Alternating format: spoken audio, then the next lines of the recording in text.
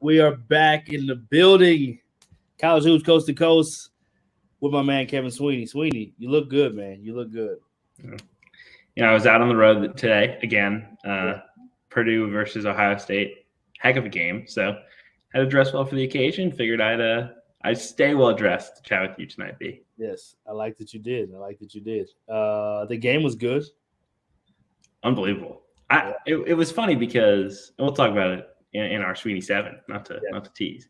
Yes. But it was funny because I've had an unbelievable hot streak of like every game I go to being just game winners. Ridiculous. Northwestern Illinois yesterday was right down to the wire. Illinois Michigan State on Tuesday was final second free throws missed to win the game. I went to a couple double overtime games a couple weeks ago. Like every single game I go to is just like berserk. It's been awesome. And part of it's just I go to games that I think will be good. So I mean, it gets have a good eye. But like it's a 20-point game in the second half. I'm like, man, I finally got a terrible game. This stinks. And I got a 2-hour drive waiting for me on the way home. I got these podcasts to do at night. I woke up at 6:45 on a Sunday morning to get out to West Lafayette for this. This is terrible. Then Ohio State ties the game.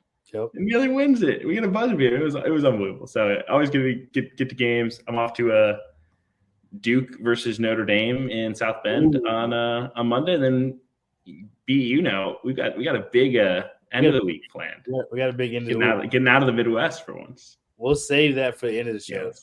But stay tuned. Some must hear stuff at the end of the show. But the Duke Notre Dame game, that's going to be a good one. Notre Dame is as hot as anybody right now. If you really got to break it down. Playing great ball, and the point guard freshman Blake Wesley from the Indy Heat is a bucket. That kid is.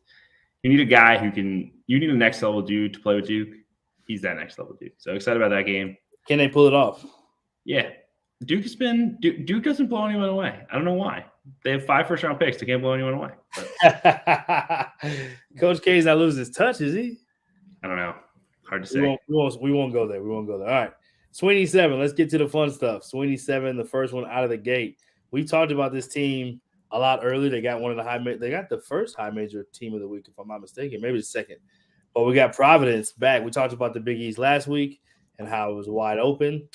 Looks like Providence is taking control. Let's talk about the Friars, if I'm not mistaken. Yeah, it's the Friars. I mean, there's been a lot of narrative out there that Providence is a lucky basketball team. And I think Ken Palm's luck ranking, which is basically like it essentially measures, how good you are in close games. Providence is the number 1 team in the country in luck. And it's like a pretty significant margin how much luckier they are than number 2, Travis beating Mexico State. Now that stat is a little misleading because one of the main ways that the stat formulates is basically your overall scoring margin, and their 2 losses are by 18 and 32 points, and they have a bunch of wins by like if you run through their wins, like 2-point win today, 3-point win against Xavier early in the week, they beat Seton Hall by 5, they beat UConn by 4, they beat Texas Tech by 4. Like every single game they win is a tie game. But at some point, like we played 20 games, Providence at some point you're just really good. Right. Providence is 18-2. They're 8-1 in the Big East, alone at the top of the league. They just find ways to win. They have a unselfish group. They have, they start 4 seniors and then a 5th guy in Jared Bynum, who's a 4th-year junior, transferred to Satout. I mean, they really guard. They're clutch when it matters, and they have 3,000-point scorers on their roster. Guys from different walks of Division I life, with Noah Horkler, who was at North Florida and put up a lot of those points there. Nate Watson, who's a 5th-year guy actually, and Al Durham, who was a starter at Indiana. I mean, like they just have this great mix and this great chemistry and this great togetherness. And yeah, it helps that game-tying shots seem to fall off the rim whenever you play Providence. It happened today, and Justin Lewis, the star from Marquette, got a great look. But at some point, like we just got to give Ed Cooley his flowers because he's got a team that has immense belief. And I think you could probably speak to this, B. Like when you have a team that starts to find confidence in close games, it changes everything. No question. For how you start to close out games once you have that confidence. And I think Providence built that confidence in November and December, and it's paying off here in January in Big East play. Yeah, and in a joking way, I think the belief thing has gone to the Ted Lasso route for a lot of people. Shout out to Ted Lasso, great series. But there's a different kind of belief when you're actually doing it. And like you said, in close games, to be able to win those close games, you don't really panic. You kind of have a peace. You have a calm in the storm that other teams just don't have. And they have a ton of reps doing it. So it builds confidence. The more you can win those close games, you're like, it don't matter if it's close or not close, we're winning. The one thing you brought up, I think it's maybe in the phone conversation, we talked a little bit of Colorado State, 2 losses, both blowouts. Strangely enough, Providence, although they win close games, when they lose, it's like they're not even in the same game. So they played Marquette earlier in the year, get beat significantly bad, come back in 88-56, and then lost to Virginia 58-40, which I don't think you'll see those kind of scores again. But kind of strangely enough, as good as this team is, the 2 times they've lost, it just really didn't come to play at all. But, really good team. I'm curious what seeding you think they're headed to as of right now. They have a great resume. I mean, right now, I think they're probably going to be a number 4 seed. I think anywhere in that, 4 to 6 range feels right. Maybe if they drop some games here in February, they drop to a 7. Their metrics aren't great, but at some point, like the resume numbers are too good to overlook, and they just keep adding to it with a road win at Xavier this past week, and then obviously today with the home win over Marquette, another ranked opponent. So I think a top 4 seed is very doable for the Friars right now. Yeah, Kim Palm has them not losing another game except for to Villanova twice, I believe, if I'm not mistaken. So, yeah, they have all the makings to have a special season. Let's talk next one on Sweeney 7, the game that you just saw. Yes, sir. Let's do it. It almost feels like another day ago because it was an 11 a.m. Central Time tip-off. But, I mean, look, it was an incredible game to watch. Ohio State's poise in the closing minutes on the road in one of the toughest and most fun environments to watch a game in college basketball, Mackey Arena, was just incredibly impressive. But, Purdue just makes winning plays, and Mason Gillis made so many winning plays in that game. And I think when you make winning plays, you get offensive rebounds, you get loose balls, you get back taps, like all the other little things that guys, need to do for you to win games, you get rewarded. And Mason Gillis made all these great, all these great winning plays. And I think Jaden Ivey was the one who got rewarded with this kind of prayer 3 at the horn. And it was crazy. I mean, literally, Jaden Ivey said post-game that the play was drawn up to go inside of Zach Edey, their center. And Jaden ran the wrong direction coming out of the timeout. And it completely blew up the play. Eric Hunter, the point guard, just kind of dribbled around trying to figure out what to do. And Gillis set a little drag screen for Ivey, and he drilled it. And it was he didn't have a lot of space, but the kid made a play, and you just give him credit because it was a lot of fun and a huge win for Purdue. Because if Purdue had lost another home game, they'd already lost the one at home to Wisconsin, and then went to 4 losses in the Big Ten, where the top teams have 2. It would have been really tough to overcome. Keep it at 3, they keep in the mix to win a Big Ten title. Yeah, will they win a Big Ten title? I think they're the best team in the Big Ten. Yeah, looks like it. I think when you watch them, that's what you come away with. But are they going to win it? I don't know. I mean, I think it's going to come down to a couple of huge nights. They have a road swing at the end of February into March where they go at Michigan State, at Wisconsin. Yep. If they split those games, I think they win the Big Ten. Can you win one of those 2 on the road? They do that, I think they will win this conference because I think they are the best team. Who is the next best? And if they don't win it, who does win it? Man. You are Mr. Big Ten. You have to kind of have an opinion on this. It's hard. It really is. Like, I've seen Wisconsin 5 times. I've seen Illinois 4 times. I think both of them are, neck and neck. Like, I would probably lean towards Wisconsin just because they have the best player in the country in Johnny Davis. But, I could be convinced for either of those 2 teams. Yes, let's go to the next on 27. This one's an interesting, like you said, enigma. Alabama, the enigma of college basketball. They have beaten 3 teams that were in the Final Four last year in Baylor, Houston, and don't tell me who they just beat. But they just beat Baylor. It was Gonzaga that you missed. Gonzaga, sorry, yes. So beating 3 of the teams from the Final Four last year, 3 of the better teams in the country this year. But then on the flip side, they've had some losses to some teams that are struggling to get wins in their respective conferences or in their own conference. Talk a little bit about this Alabama team. Yeah, I mean, huge win over Baylor. I mean, complete, literally on Tuesday night, they played Georgia. They lost at Georgia, quite frankly, really bad Georgia basketball team, right? Like they're not good. And you looked at the schedule and said, man, Alabama's now 13-7. They're 4-4 in the league, and they're staring down Baylor, at Auburn, and home Kentucky in their next 3. Are they about to be 13-10 and like on the bubble, right? Like that was the narrative. They just turn around and beat maybe the best team in the country in Baylor. Like and I think that's what makes Alabama so scary. They're either going to win a national title or lose the first game of the NCAA tournament. Like there is no in between with these dudes. They can beat anyone, they can lose to anyone. I think the big thing with it is the defense. Like their defense played a much better game against Baylor. And I think when their defense plays well, it feeds into their offense and getting downhill. They shot 22 for 28 on 2-point baskets against Baylor in that game. That Baylor defense that runs around with 6'8" athletes everywhere and protects the rim and forces turnovers, and they shot 79% from 2. They got to the rim at will. They have the talent to do that, but it requires them first off, getting stops so they can get out and push against a defense that isn't set. Right. And it requires their 2-point guards who are very inconsistent, J.D. Davison and Javon Quinterly, to play at their best. And they did it this game, and it proves why they can be really good. And they didn't do it against Georgia, and it proved why they can be really bad at times. Yep.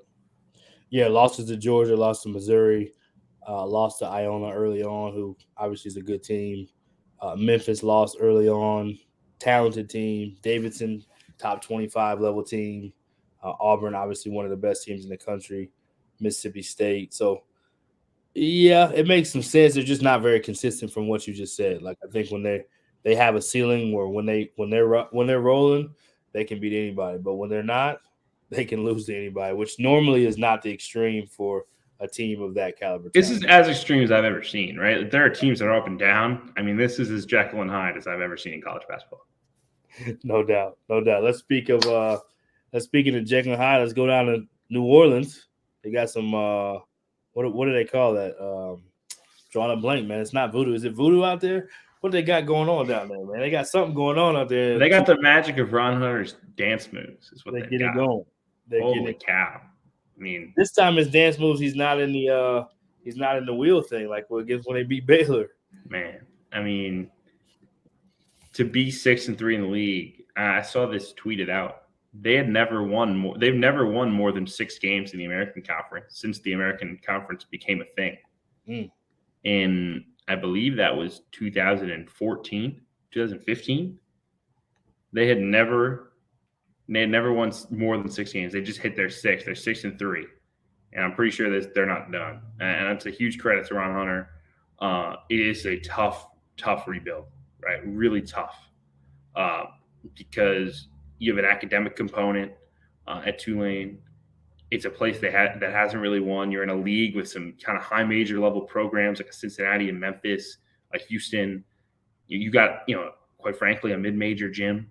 You're, not a significant fan draw. This is a tough rebuilding job, and they've just kept punching, kept fighting, and they're now 6-3 in the league. They win against Wichita State this weekend, a huge, late game surge from their young point guard Jalen Cook, who transferred in from LSU, and they're just, they're finding ways right now to win, and it's a huge credit to Ron Hunter, and they have a great young group, young core.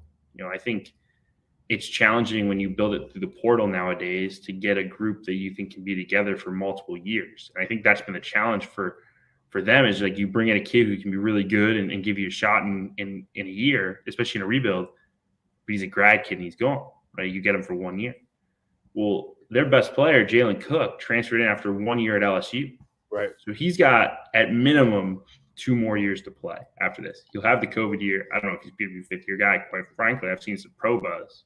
I don't think he's going pro this year, but you're going to get multiple years out of this kid. They got multiple years out of Jalen Forbes, the kid they got in from Alabama, another kid just like Jalen Cook, who was a freshman rotation player on a good Alabama team. He transfers out. Now he's a leading scorer. Role. Right. So I think they found their niche of basically trying to get these high major kids coming down, but get them as early as they can. Get their hands on them and develop them for 2-3 years instead of just like, all right, we got this one kid who's a senior who's going to help us, barely get by. I mean, they have a core now, and they're 6-3. They go 500 this year, even if they don't even make the NIT. Like that's a coach of the year season for Ron Hunter. Right, and tell me what you think about this. Obviously, major teams leaving the American. Some good ones coming in, but some major teams leaving.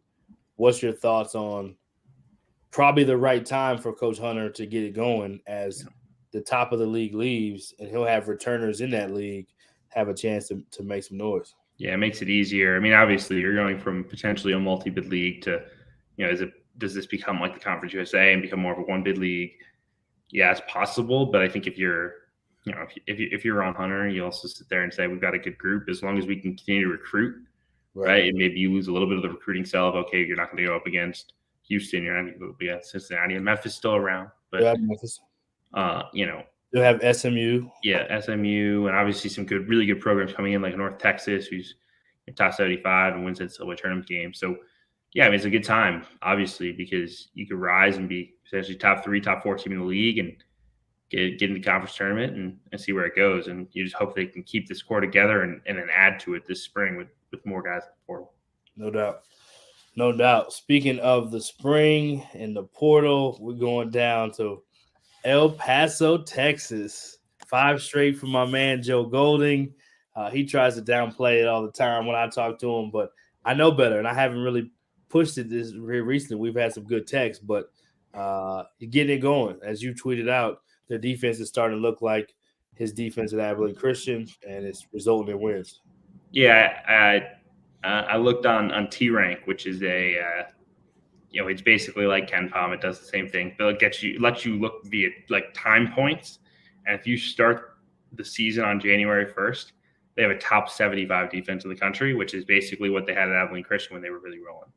And, I remember we texted probably right around the new year, and Joe Golding had said something at a press conference about, how he was kind of discouraged by guys' effort and just was like, I'm not going to rest until we get this right. Like we are going to get guys to play hard. We are going to get guys to defend. Right. And I was like, no doubt he will get that done. And you were like, best believe it's going to happen. And it's happening. Right? It's happening before our eyes. And, he was, I think, walked into a pretty decent situation from the, angle that he inherited 2 really good guards in Sule Boom and Jamal Bienemy. And they've had some injuries. Keontae Kennedy's been really good for them. Been injured and banged up, but I think what people are starting to see is that it almost doesn't matter the talent that Joe Golding has. Like when he gets guys moving as one defensively and fully bought in and playing as hard as they can, he is as good at coaching effort as there is in college basketball, getting guys to play really, really hard. It almost doesn't matter. And I wrote about that last spring when Abilene won their game, and talking to guys who helped them build that Abilene program, like Brett Tanner and Ted Krass, and those guys were like, I learned when I was recruiting for him that it didn't matter. It just it didn't matter how good the kid was unless he was going to play hard. And I think at some point it's starting to get through these guys, and now they're 6-3 in the league and they have a chance. I mean, look, I think North Texas is probably better than them. UAB is probably better than them. Louisiana Tech maybe a little bit better than them, but conference tournament, anything can happen. And defense travels. So shout out to Joe Gold. Travels. I think he's elite at getting people to believe in, not just to buy in, but just truly be in and believe in what he's doing and who he is and what he's about. His ability to connect with players is also special. So excited to see. I mean, I think naturally the job like that, you just want to hit the ground running from day one and have this hot on fire season, but it was going to take some time to build it and do it the way he wanted. And losing Bryson Williams, I think everyone can see in the country, Bryson Williams is an elite level talent. You lose him to Texas Tech. He's your anchor to that team. You put him on this team. If he was still with them, you got a whole different story. But Obviously, their interior scoring is what's missing from this team. They don't have that, but now they're starting to get the defense, the grit, the togetherness, and yeah, I just love to see it, man. It gives him a great foundation to know, what you did at Abilene Christian. Not only is it validated, but it can work at the next level too. I think sometimes guys make the move up, and you think you have to have this. He's going to get better and better talent, but I think you have to have just this different formula. It's like you can do the same formula at UTEP that you did at Abilene. So, and I think a lot of it goes to guys who have, an unbelievable kind of belief in themselves and the programs they build. Right, we talked about that with Porter Mosier in the past. This guy who's completely 1,000% himself and never going to change. And I think, Joe Golding probably pretty similar, right? Like he's a guy who, like he literally built Abilene Christian from a bad Division II into beating Texas in the NCAA tournament. There's nothing that needs to change. He understands that if he does things, if his guys play his way, they're going to be special. And I think his guys are starting to get it. Starting to figure it out. Love to see it. All right. Speaking of play his way and have a chance to be special, VCU. These transitions are just wild, baby. Getting it done, man.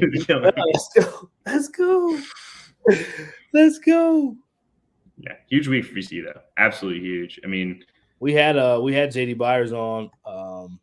Eli and I did, and he talked a lot about this team and the strides that they've made, and obviously the Davidson win is the big one because it's a top 25 team, and they were able to get it done.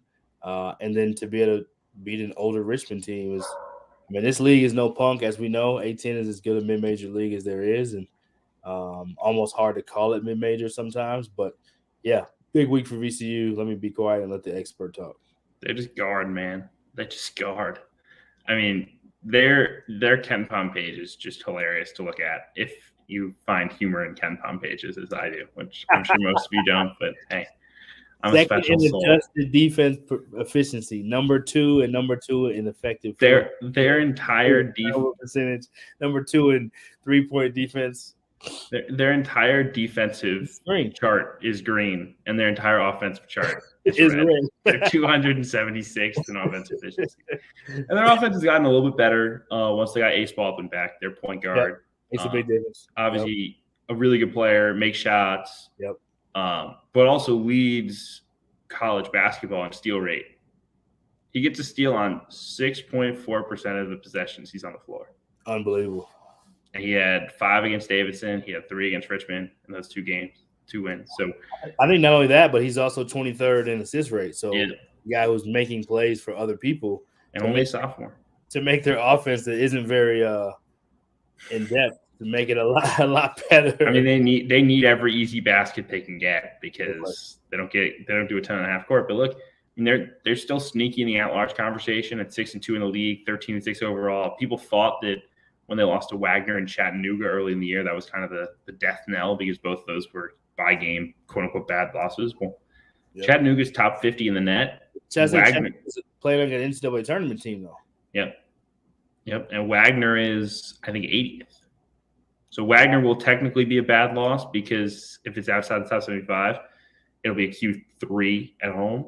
But, like, those losses don't look as bad as they did on November 15th or November 20th. So, and some of the quality wins that they have. Remember, I mean, they played Baylor great, and they took UConn to overtime, and they beat Syracuse on neutral court. They have road wins now at Dayton, Davidson, and Richmond.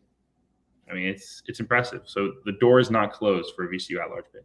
And I think – we've seen this with other teams, but I think those losses will continue to age better. I think Wagner's, projected to only lose 3 games all season. They could be an NCAA tournament team as well. So, VCU's playing some great ball. I love to see it. Those guys do a terrific job. And talk about dudes that are just high energy and all about guarding. Like what they did at Rice, I still say it to this day. I was there at Lamar.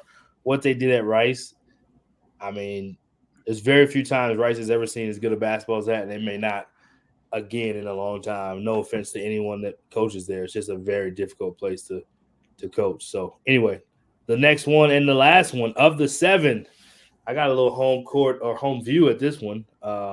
Weber State, we'll take out one of those little dashes just for the people. Weber State, 3 road wins in a week and take control of the Big Sky. Yeah, I figured show a little love to a team that you saw play this week, B. I did. Anytime you win 3 road games in a week is a big deal. Yeah, and I'll say this. I think they legitimately – so they beat Northern Colorado. I was able to broadcast the game, saw it live. I think Dalen Kuntz is playing on Northern Colorado as an MVP-level player for Northern Colorado. He's leading the league in scoring. He's doing a little bit of everything for that team. But I think Weber State has 2 potential player of the years. Obviously, the easy choice is the transfer Kobe McEwen from Marquette. Obviously, played at Utah State. If you don't know his background, was a double-figure scorer at Marquette. Talking to the staff before the game, could have went high major. He has double-figure score in the Big East, but chose to kind of play a little bit of that Damian Lillard role and get them back to the tournament. Wanted to win, wanted to play a big role, was familiar with Utah. And, man, you talk about a dude that, like, you just know he knows if he needs to do something in a game, he can do it, whether it's getting an assist, a bucket. Doesn't look to force at all. He was really, really impressive in that game. But the sophomore or COVID freshman, whatever you want to call him, returning freshman of the year, Dylan Jones, I mean, a dude that I think he had 23 and like 16 rebounds. He is a grown man in that league. 6'6", plays inside. He was 5 of 7 from 3. Now, he wasn't supposed to be a shooter, but if he does that, he's already a mismatch, kind of can bang down low, can drive you off the bounce. Who's going to guard him? But the fact that they kind of left him a little bit open on purpose, trying to see if he was a 30% three-point shooter coming in, made 5 of 7.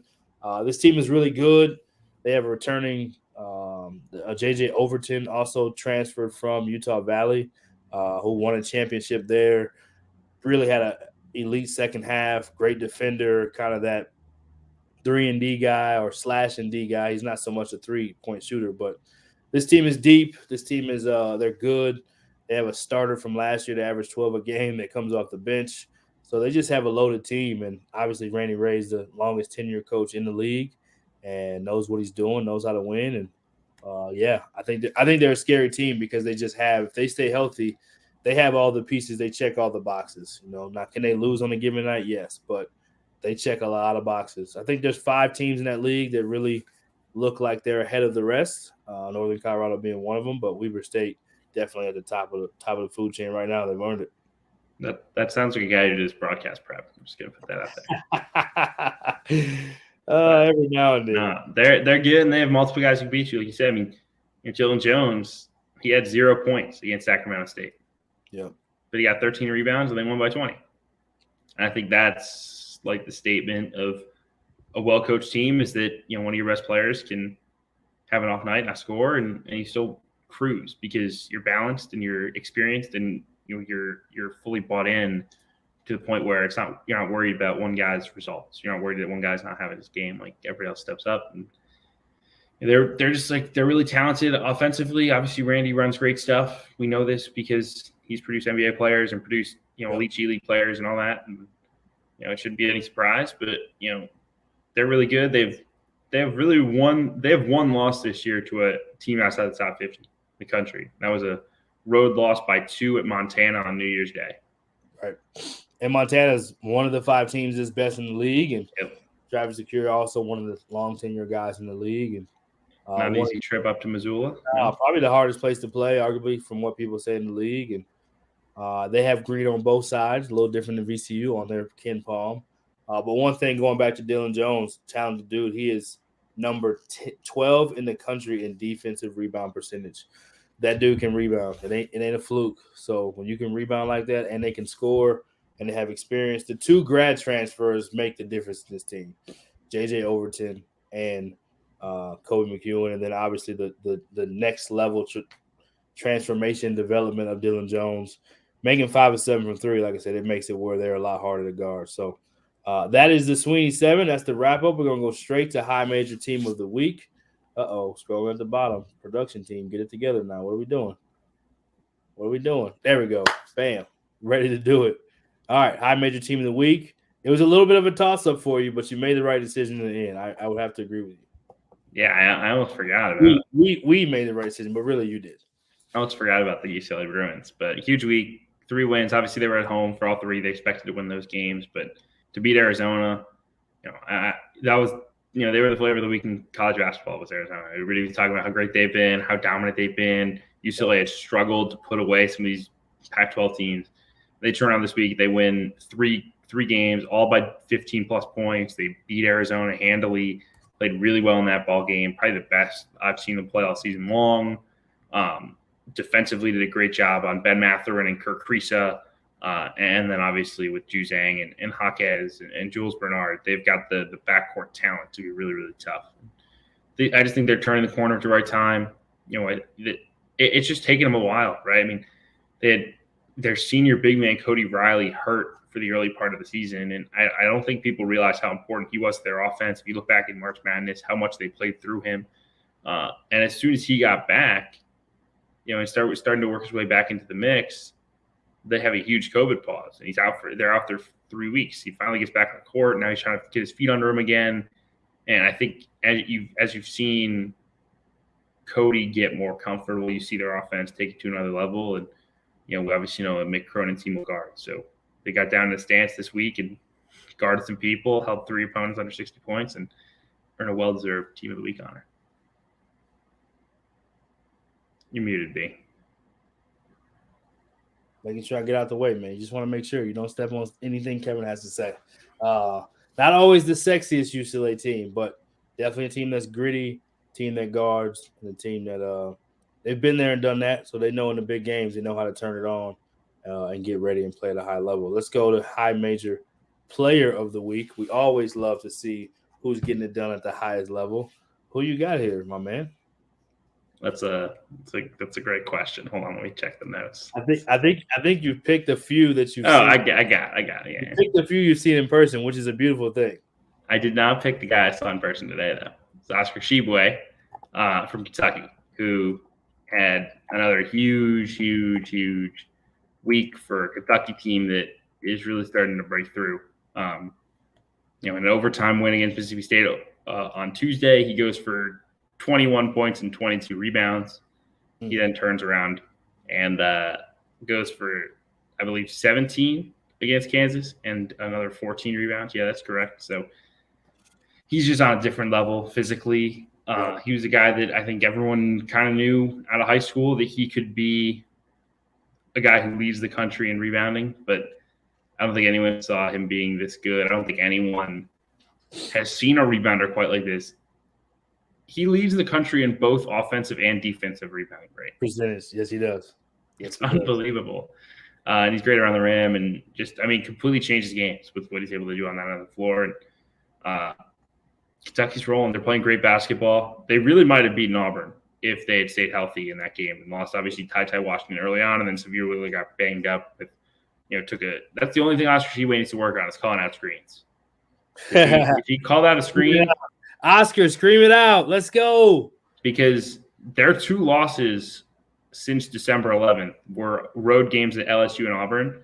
And in both of those games, Severe Wheeler went down in key moments because he got absolutely shredded by a screen. So poor Oscar's got – if he could just start yelling out screens, that'd be great. But even with that, he's still the high major player of the week. No doubt. He is definitely that rebounding machine. Yeah, it's hard to say like – Dennis Rodman, because Dennis Rodman was such a different type of rebounder. This is like a physical, athletic presence rebounding. It's totally different. But he runs like a dang gazelle. Yeah, he just gets on down the floor. He won't be back at Kentucky next year. We'll say that. But yeah, he's helping this team take another jump. And shout out to Xavier Wheeler, of course. The Texas boys, we got to show our love. Texas boy, number 20 in the country in assist rate. Got to show love there. Mid-major team of the week. I love this one. Another Mountain West, another one in my neck of the woods. We'll talk about them again at the very end of the show, but go ahead and talk about this team. It's won it feels like almost 20 in a row. They've not lost since November 30th in overtime against St. Louis. When they lost that game, they were 3-4. They had losses to UC Irvine and Cal State Bakersfield, and everyone thought that the Boise State was kind of headed down the tank, and they've not lost since. They've become one of, if not the best defensive team in college basketball. They've given up over 65 points once in that whole stretch. That was a road game at Nevada coming off a COVID pause. They won by 15. Like, they are elite on that end of the floor, and they are clutch when it matters. And particularly Marcus Shaver. They go on the road this week against Fresno. They're down by 3 in the closing seconds. They draw a play out of a timeout for Shaver. He knocks down a 3. He's not new to this. He had a huge shot against San Diego State. He had a huge shot against Utah State. Like, he is just clutch as they come. And, you know, this was a defining stretch for this Boise State team. They have one more coming up this Thursday against Wyoming on the road. But this 5-game stretch was going to, when they came into a 13-4, 4-0 in the league. And you said, at Utah State, at San Diego State, home Wyoming, at Fresno, at Wyoming. If they handle this well, you're going to talk about them as an at-large team.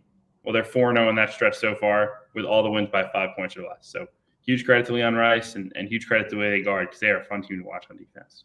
Fun team to watch on defense and can get it done ugly as well as they did at San Diego State in that football score, 42-37. And that started the process for them really kind of turning the corner, getting that signature win where they're starting to get national attention.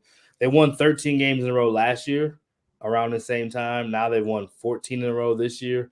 That in itself is also impressive. They're 32 in the net. They're older, they're physical, they're big, they're athletic. They may not be the best scoring team, but they have enough scoring and enough guys that have been there and done that. And yeah, I think they're an NCAA tournament team. The interesting thing about the Mountain West this week is Wyoming plays Colorado State, big game tomorrow. Then Boise plays Wyoming, and then San Diego State plays Colorado State. So 4 of the top teams play each other this week. So it'll be a lot of things decided in the Mountain West this week. But shout out to Boise State doing big things. They deserve it. Yeah. Mid-major player of the week. We're staying in the Mountain West, baby. Let's go. Out here in my neck of the woods. Let's go. What you got for us? I'm actually not sure how many points Bryce Hamilton scored in this game. I saw someone say that he scored 47, someone say that he scored 45, and someone say he scored 42. So there's a little confusion, but I guess when the numbers get that high, it gets hard to count. But that dude went on the road in a tough environment. I mean, Colorado State was rocking, Mopey was rocking. He punched them out early and never gave in. Goes for 45, never let Colorado State really make that run, because every time they started to put a couple buckets together, oops, Bryce Hamilton again. So he's a bit of a frustrating player to watch at times, because that dude loves to shoot. I mean, he has never met a shot he does not like. But when he is on a run like he is the last couple of games, his last 3 games, he had 32, 30, 23, and 45. He's tough to guard. And I think, they've just been looking for some consistency all years from, Kevin Kruger, first year head coach, trying to find a way. And they're 500 in the league, just have been looking for that breakthrough performance. And I think, Friday's game against Colorado State could be that for them to build off of a huge road win, a huge confidence booster for this group. Yeah, talented NBA level scorer. People talk about professional scorers. They talk about guys like Lou Williams and guys that just can get buckets. He's definitely in that category. He's a bucket getter. I would say a bucket in the side of hot sauce, because it ain't just a bucket with him. He got a little extra. So we're going HBCU next to the ranks, the team of the week, going down to Florida. What you got for us? Yeah, back to the SWAC we go. First-year SWAC team, Florida A&M, has a nice week and really putting together a great season. They have not lost since January 8th. They started 0-2 in the league. They're 6-2 now. They've won 6 straight. They get 2 wins this week against Jackson State and Alabama A&M. 2 close games, 2 very tightly competitive games. And this is a group where I think the SWAC feels more wide open than it has in quite a while. Yeah. Because maybe Prairie View isn't quite as good as they've been. Texas Southern, we obviously saw the upside when they beat Florida, but they've been a little up and down as well. And Florida A&M's super aggressive on offense. They get to the free throw line a ton, and they've been doing all the little things to find a way to win right now. So right. Obviously huge credit to them and their staff. And right at the top, and this thing is crowded, man. Right at the top, Florida A&M and Alcorn at 6-2. Southern at 5-2, Grambling at 5-2, Texas Southern 6-3, Prairie View 4-3. So that's gonna be a fun conference title race here in the month of February. Yeah, shout out to FAMU also with the LeBron deal. Got the LeBron hookup and it's paying off. Love to see it. Nobody quite wears the green and orange well. Maybe the Dolphins, it's a different green and orange, but we'll give it to Florida A&M on that. They're getting it done right now, making the green and orange look good. Congrats on Team of the Week. And then we got the last one, HBCU Player of the Week. Staying in the SWAC with Cameron Kristen, Texas kid. Yep, we love that. We love 42 combined points in their 2 wins this week over Arkansas Pine Bluff and then on the road at Jackson State, including 22 points against Jackson State. Big-time road performance. And it's another team that's very, very balanced. They have some transfers who've come in, some freshmen who've been around it. Like they've built it in a variety of ways. And they've got a really nice backcourt with Kristen, with Danny Kingsby, who's been out the last few games, but he's a kid who could really fill it up. Former JUCO product at LSU, and Bradley, and Shondarius Cowart's in the backcourt for them. He was at Hofstra, was a guy that they was kind of a touted recruit, and then had a tough year with the COVID stuff. So they've got a really deep backcourt, and another team that will be right in the mix to win a SWAC title. Yeah, Grambling, that is. They've won 4 in a row. SWAC got some hooping going on. Florida A&M has won 5 in a row. They won 4 in a row. So some good hooping going on in the SWAC. And we're almost done. Last but not least, we just got a little bit of an update from coast to coast. We'll let Sweeney lead the way. Sweeney's making a trip. He's hopping on a bird. He's coming to the Mountain West on a bird. Yeah, tell us about it. What you got? Yeah. So the original plan was just to come out and see Colorado State, San Diego State, and see you, my guy, B, of course, and see another friend I've got in Denver that I want to check up on. Then we looked at the schedule. We said, man, Boise State at Wyoming? How far is Laramie? Well, what happened is, though, it was a reschedule. So originally, when you looked at it, it wasn't even a part of – It wasn't part of the trip. It wasn't part of the trip. No. But so now I'm doing a little Mountain West doubleheader. So next week, Thursday night, I will be in Laramie, Wyoming. Probably the only time I'll ever be in Laramie, Wyoming in my life. So looking forward to do it. But Boise State at Wyoming, two great teams in the Mountain West. First matchup in really the high net. level. This is 35 in the net. Number 1 and number 2 in the Mountain West. B, I believe you have the call for that game.